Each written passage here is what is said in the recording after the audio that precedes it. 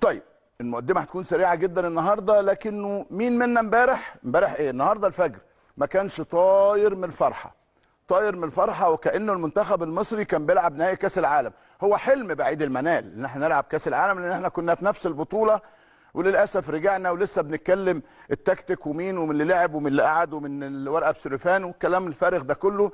لكن امبارح المنتخب المغربي الشقيق اسود الاطلسي الصغار بيكرروا ما فعلوا الكبار. الكبار صعدوا للمربع الذهبي في كأس العالم للكبار لأول مرة في تاريخ إفريقيا والعرب. أما الصغار فقد فازوا بكأس العالم للشباب بعدما فازوا على مين في النهاية؟ فازوا على الأرجنتين. فازوا على مين في البداية؟ فازوا على البرازيل. فازوا على مين في البداية؟ فازوا على أسبانيا. فازوا على أمريكا. فازوا على فرنسا. ناقص مين يفوزوا عليه؟ فازوا على كل الناس. وبالتالي التتويج كان عن جدارة وعن استحقاق بفرقة رائعة بمدرب وطني محمد وهبي بيفوز مع المغرب ببطولة العالم للشباب، وهو استكمال لمسيرة نجاحات وإنجازات ما جاتش بالصدفة أبدا.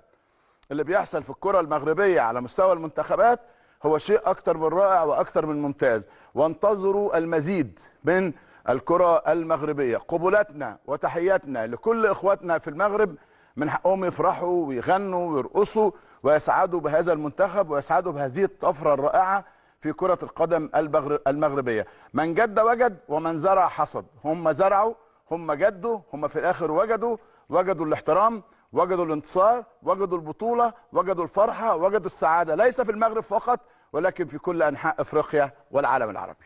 ألف مبروك للمغاربة بتتويجهم بكأس العالم لأقل من 20 سنة ضد الأرجنتين. صراحة المنتخب المغربي عمل مقابلة تاريخية، وتتويجه كان تتويج مستحق بعد مسيرة موفقة في كأس العالم. ألف مبروك للمغاربة وللشعب المغربي. منتخب المغرب توجه أصلا كأس العالم الإيفا، بيكتب التاريخ نموذج عربي وافريقي، نموذج عربي يحتذى به. الحقيقة المنتخب المغربي أقل من 20 عام. هاي نبدأ بيك حسام، فرج المباراة كيفاش؟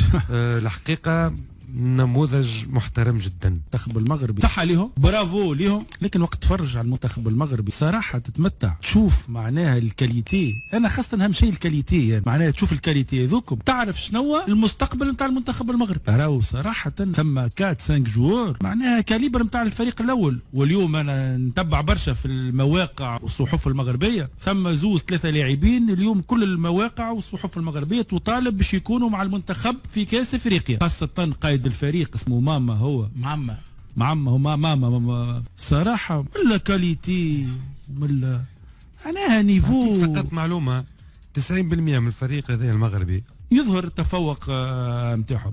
اليوم راهو المنتخب المغربي راهو ما عادش راهو نحكيو على مفاجأة. راهو اليو دي 7 شامبيون دافريك هما ليكيب سينيور وصلت، وليكيب فيمينين يظهر لي هذا كوب دافريك. المنتخب المحلي معناها شوف ناس تخدم على استراتيجية صحيحة. فما شكون